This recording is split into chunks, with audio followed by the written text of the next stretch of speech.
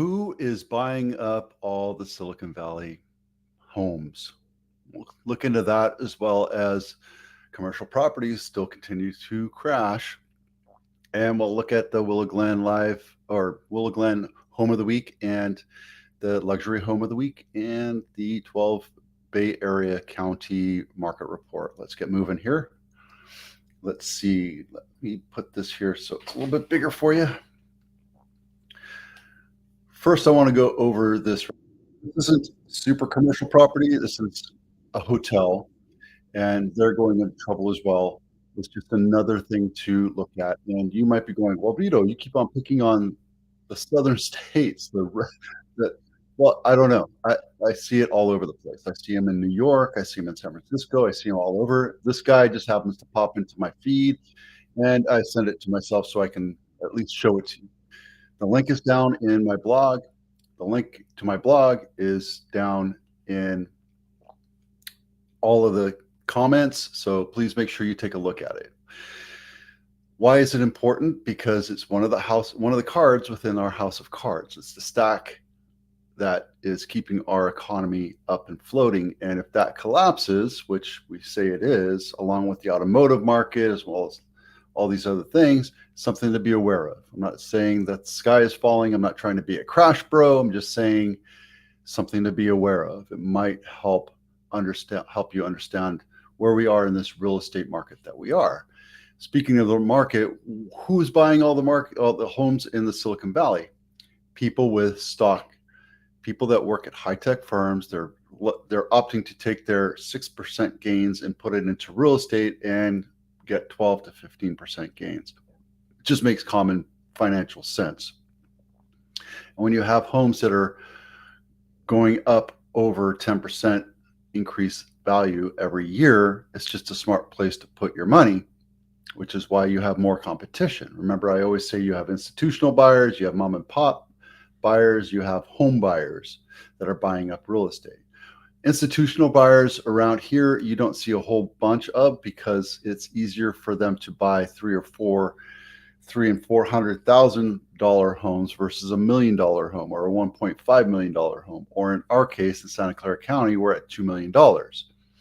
So if you buy a house for $2 million, yeah, it's going to increase 10%, but you don't get to buy as many houses and you can't control the market. And institutional buyers aren't there just for the equity. They're there to control a lot of other aspects of owning homes in one area, one region, one town, or even one development.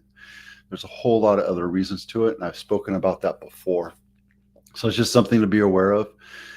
Here we're seeing people that are affluent, they have a ton of money, and instead of buying the $60 million home, they're buying multiple $1 million homes or $2 million homes, watching their equity build that way. And it's nothing you can do about it. It's just part of life. There's certain regulations that they're trying to put out, like you can only write 3 contracts. I don't know. There's all sorts of stuff. It's not going to help the problem, right?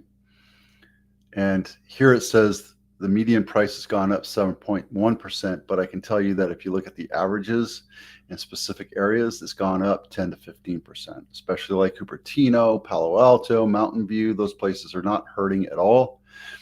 And whatever gets put on the market gets taken up pretty quickly.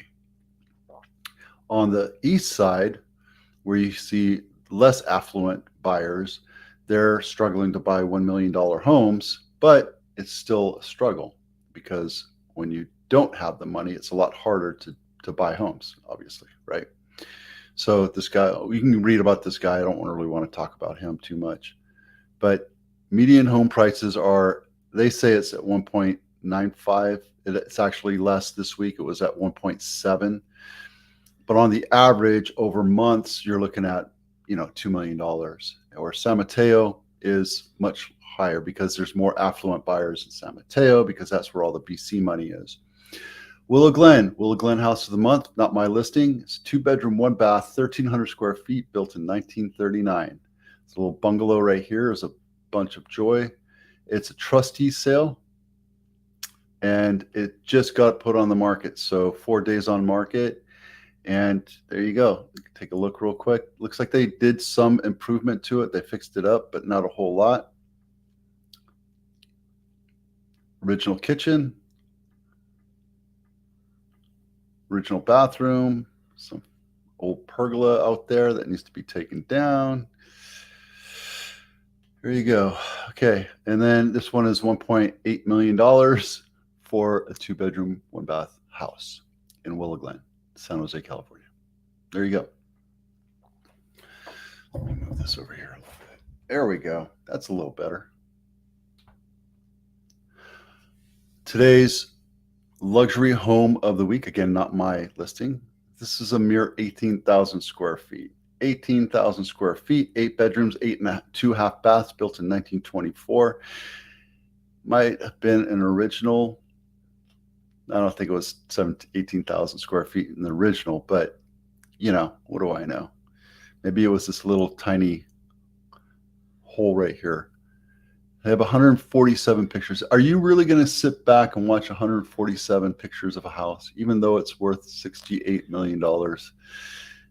Providing value, but really how much value is there? It's been on the market 558 days, guys. When you're trying to be a market maker, look, it was 58 million, now it's 68 million. Isn't that awesome? Agree to some people. Well, maybe they were in contract and it fell out of contract. And then they got a contract for 68 million. They're like, screw it. If you're going to buy my house, this is what you're going to buy it for. And when you have $68 million in one home, you know, you're not struggling. So you can sit and wait for the market to come to you, right? It's a beautiful house. I might go write a check today. All right. Nothing really going crazy outside of the fact that we're getting close to $12 billion in volume in Santa Clara County. We're still the highest listing count, but Alameda's coming up quick. And let's see what else. Nothing really else to worry about. We sold $341 million worth of real estate last week. It's crazy. And so far this year, we've had over 5,000 homes, but something to look at. Contra Costa and Alameda are coming up really close. They're only 500 homes away, 500 units away. So there's a lot of volume being sold in this area. Not as crazy as it was in 2021, but it is what it is, right? We have higher interest rates. It makes it more difficult for people to move, because if you're at 2% or 2.5% and now you're looking at 7%, why would you move? You would just stay there. So certain things to look at. All right, that's it for now.